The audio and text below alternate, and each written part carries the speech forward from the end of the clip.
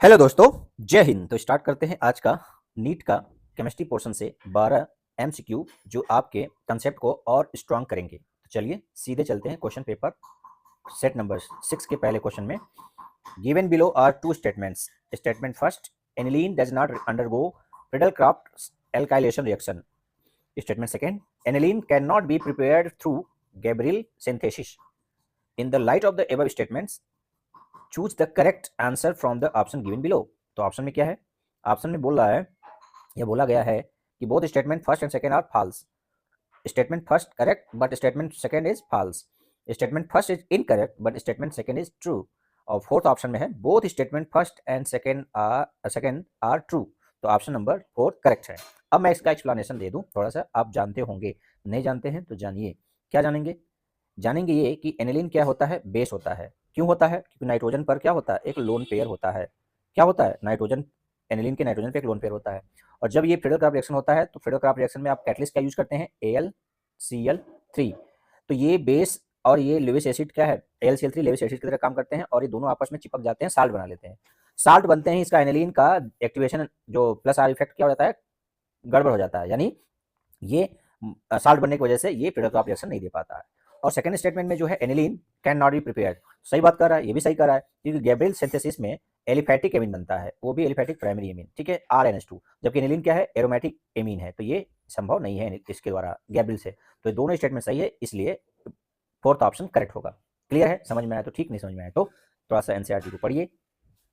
चलिए next question है, E naught value for the manganese third to manganese second couple is more positive than that of chromium third and chromium second or Fe3 plus and Fe2 plus due to change of। देखिए इसमें क्या कह रहा है कि manganese का एक दो कपल है, मैग्नीज 3 प्लस है, ठीक है, मैग्नीज 3 प्लस से मैग्नीज 2 प्लस में जाना, ये इस कपल का जो इलेक्ट्रोड पोटेंशियल है वो क्या है? मोर पॉजिटिव है इसकी तुलना में क्रोमियम और आयरन के रिस्पेक्ट में। क्यों है? इसका काला पूछा रहा है। तो D5 से D2 कॉन्फ़िगरेशन होना, D4 से D5 कॉन्फ़िगरेशन होना, D3 से D5 कॉन्फ़िगरेशन, D5 से D4 कॉन्फ़िगरेशन। तो आप क्या लगा रहे हैं? अपना आंसर बताइए। तो ये आंसर नंबर सेकंड हो जाएगा, ठीक है। क्यों हो जाएगा? क्योंकि मैग्नीज 3 प्लस का क्या होता है? D4, और मैग्नीज 2 प्लस में 4s से निकल गया है तो 0 हो गया, और 3D क्या हो गया? 5। तो 5 होना कि मोर स्टेबल होता है D4 की तुलना में, इसलिए ये मोर पॉजिटिव होता है then chromium third to chromium second और iron third to iron second, ठीक है। क्लियर है? चलिए नेक्स्ट पॉइंट में चलते हैं। On heating some solid substance change from solid to vapour state without passing through liquid state. The technique use for the purification of such solid substance based on the above principle is known as. ये तो class 9th का question है, NCERT जो ध्यान से पढ़े होंगे ना वो कर ले जाएंगे। तो क्या होता है कि सॉलिड से सीधे गैस फेज में जाना विदाउट लिक्विड फेज क्या कहलाता है? सब्लिमेशन। और गैस से सॉलिड में भी आना क्या होता है? सब्लिमेशन, ठीक है ना। चलिए next, Fehling solution A is, Fehling solution A is क्या कहलाता है या होता क्या है? फेलिंग सोल्यूशन ए क्या होता है? Alkaline copper sulphate, alkaline solution of sodium potassium tartrate या जिसे रोचले साल्ट बोलते हैं, aqueous sodium citrate, aqueous copper sulphate. तो आंसर क्या हो गया? जो आप प्रैक्टिकल किए होंगे लैब में तो आपको एकदम कंसेप्चुअल याद होगा, यानी आप प्रैक्टिकली याद होगा। क्या होगा? एल्कलाइन मतलब NaOH या KOH मिला देंगे, कॉपर सल्फेट में तो उसको बोलते हैं फेलिंग सोल्यूशन ए। और जो सेकंड ऑप्शन है alkaline solution of sodium potassium tartrate, ये होता है फेलिंग सोल्यूशन बी। तो आपसे पूछा है ए तो होगा एल्कलाइन कॉपर सल्फेट सोल्यूशन, और यदि बी पूछता तब क्या होता? आंसर नंबर 2 होता, ठीक है। तो यहाँ पर पूछा है ए केवल। चलिए next, match first with list second.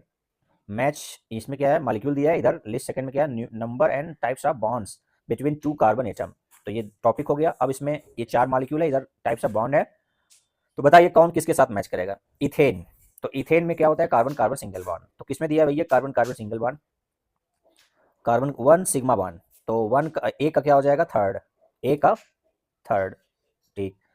Ethene, ethene में क्या होता है? Carbon carbon double bond. तो एक सिग्मा एक पाई, एक सिग्मा एक पाई, 1 सिग्मा एवं पाई, ऑप्शन नंबर 4। तो हो गया बी का फोर्थ, एक सिग्मा एक पाई फोर्थ, बी का फोर्थ। सी है कार्बन मॉलिक्यूल C2, और C2 मॉलिक्यूलर ऑर्बिटल थ्योरी से पढ़े होंगे, बहुत ही इंटरेस्टिंग क्वेश्चन है ये। आंसर है कि C2 मॉलिक्यूल में दोनों ही क्या होते हैं? पाई बॉन्ड होते हैं। C2 मॉलिक्यूल में क्या होते हैं? दोनों ही पाई बॉन्ड होते हैं अकॉर्डिंग मॉलिक्यूलर ऑर्बिटल थ्योरी, ठीक है। तो सी का हो जाएगा सेकंड, सी का हो जाएगा सेकंड। अब बचा डी, एथाइन। एथाइन में क्या होता है? ट्रिपल बॉन्ड, तो एक सिग्मा दो पाई। तो ऑप्शन नंबर किसमें है? फर्स्ट में, एथाइन का फर्स्ट, एथाइन डी का हो जाएगा फर्स्ट। तो ये ए का 4, दो का, अरे ए का 3, दो का 4, बी का सी का सेकंड, डी का फर्स्ट, किसमें है? ऑप्शन नंबर 4 में।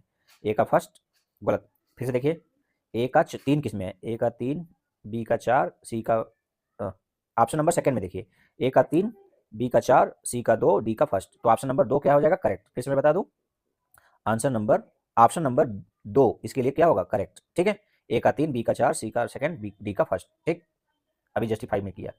अगला है इंट्रा, ध्यान दीजिएगा, intra molecular hydrogen bonding is present in. तो 4 ऑप्शन है, ये है पैरानाइट्रोफिनॉल, ये है मेटानाइट्रोफिनॉल, सॉरी मेटानाइट्रोफिनॉल नहीं है, ये है पैरा हाइड्रोक्सी नाइट्रोफिनॉल।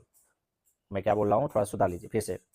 पैरानाइट्रोफिनॉल सही है, मेटानाइट्रोफिनॉल मैं सही बोल रहा था, मैं OH को देखकर कंफ्यूज हो गया, सुधार लीजिए। और तीसरा है HF, और चौथा है आर्थोनाइट्रोफिनॉल। तो आप जानते हैं कि इसमें इंट्रा पूछा है।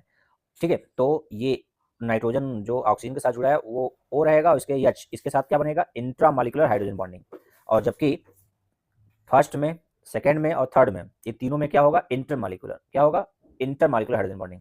जबकि आर्थोनाइट्रोफिनॉल में क्या होगा? इंट्रा, क्योंकि विद इन द मॉलिक्यूल बन रहा है, और इस सब में क्या होगा? इंटर, दो मॉलिक्यूल के बीच हाइड्रोजन बॉन्डिंग बनेंगे। ठीक है, इसलिए इसका बॉइलिंग पॉइंट क्या होगा?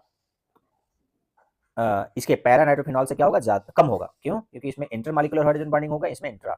ठीक है, इसलिए सिर्फ डिस्टिलेशन, इसको क्या कर सकते हैं? डिस्टिल कर सकते हैं, अलग कर सकते हैं, बॉइलिंग पॉइंट के डिफरेंस होने का। ये एजोट्रॉप, सॉरी, ये फिनॉल चैप्टर में आप पढ़ेंगे, तो इसमें आपको सेपरेट करने के लिए कौन सा मेथड यूज किया जाता है, कैसे यूज किया जाता है, मिलेगा कि बॉइलिंग पॉइंट आर्थोनाइट्रोफिनॉल का कम होता है और पैरा का ज़्यादा होता है। क्यों? क्योंकि इसमें इंट्रा होता है, इसमें इंट्रा, INTRA, और इसमें क्या होता है? INTER, inter. ओके, चलिए। The highest number of helium atom in is in, फिर से, the highest number of helium atoms is in. तो आंसर पहले बताओ, फिर आज का एक्सप्लेनेशन देता हूँ। आंसर हो जाएगा 4 mole of hydrogen, sorry helium, 4 mole of helium. क्यों? क्योंकि जिसमें नंबर ऑफ मोल्स ज्यादा रहेंगे उसमें नंबर ऑफ एटम्स ज्यादा रहेंगे।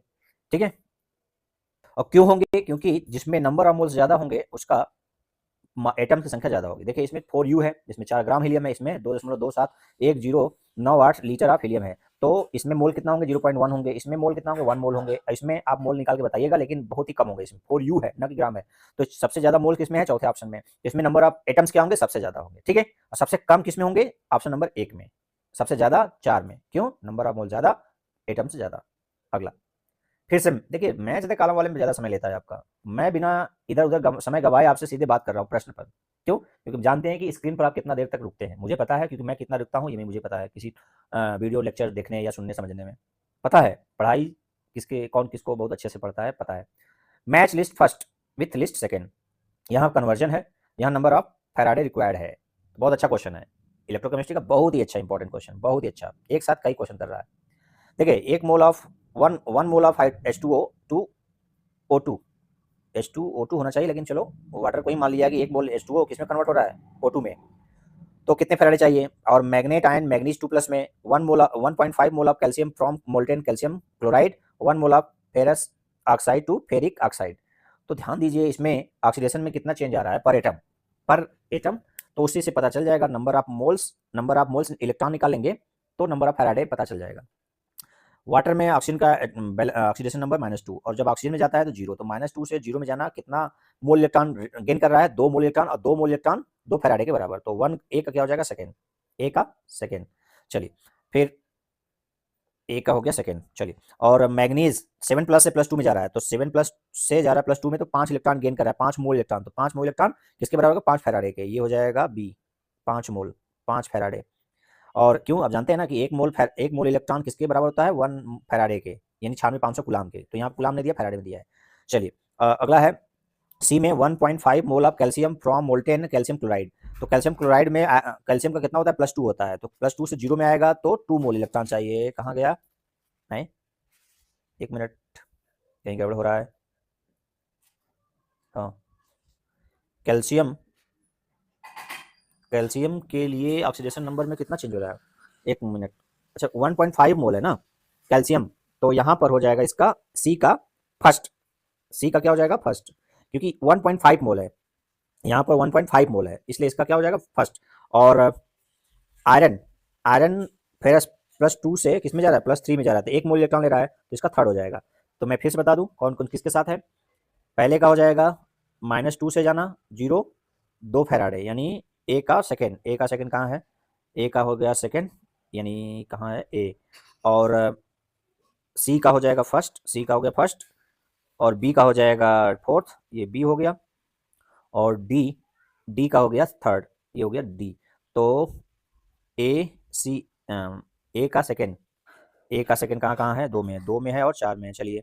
और बी का किस, फोर्थ में कौन है, बी फोर्थ किधर में, हाँ ऑप्शन नंबर चार देखिए, ठीक है। बी फोर्थ, सी हो जाएगा फर्स्ट, और डी हो जाएगा थर्ड, ठीक है। तो ऑप्शन नंबर कौन सा सही हो जाएगा, चौथा सही हो जाएगा, ठीक है। ऑक्सीडेशन नंबर में कितना चेंज हो रहा है वही मोल्स निकाल लेंगे, मोल फैराडे के बराबर कर देंगे, ठीक है। इसमें दो का चेंज हो रहा है, इसमें पाँच का चेंज हो रहा है, इसमें तीन का चेंज हो रहा है, इसमें एक का चेंज हो रहा है, ठीक है। चलिए, among the among group 16 elements which one does not shows -2 oxidation state, इन चारों में कौन -2 ऑक्सीडेशन स्टेट नहीं शो करता है। तो आप जानते हैं, नहीं जानते हैं, जान लीजिए। ऑक्सीजन, सल्फर, सेलेनियम, टेलुनियम और पोलोनियम। कौन सा, पोलोनियम। ऊपर से नीचे जाने पर मेटेलिक करेक्टर क्या होता है, इंक्रीज होता है, और नॉन मेटेलिक करेक्टर क्या होता है, डिक्रीज होता है। तो मेटेलिक इंक्रीज, तो पोलोनियम क्या होगा, मेटल, और मेटल होगा तो ये माइनस नहीं शो करेगा, क्या करेगा, नहीं शो करेगा। तो ऑप्शन नंबर क्या हो जाएगा, थर्ड करेक्ट हो जाएगा। मेटेलिक कैरेक्टर नहीं शो करेगा, यानी माइनस, सॉरी, मेटेलिक कैरेक्टर होने की वजह से पॉजिटिव ऑक्सीडेशन स्टेट शो करता है, ना कि नेगेटिव। तो इसलिए यहाँ पर ये -2 ऑक्सीडेशन स्टेट नहीं शो करेगा, ठीक है। Next, spin only magnetic moment is same for which of the following ions, किसका मैग्नेटिक मोमेंट सेम होगा, चारों में से दिया है, ए बी सी, पांच दिया है।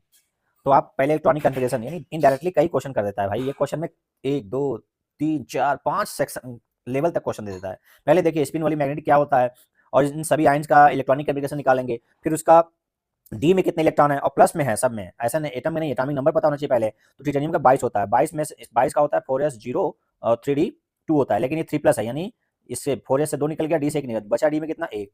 चलिए, अब क्रोमियम का होता है 4s1 होता है, 3d5 होता है, कितना निकल गया है, 2+, यानी डी में बचा कितना है, डी में बचा है 4। और मैग्नीज का 4s0 5 4s2 होता है, 3d5 होता है, 2 निकलने के बाद डी में 5 बचा है।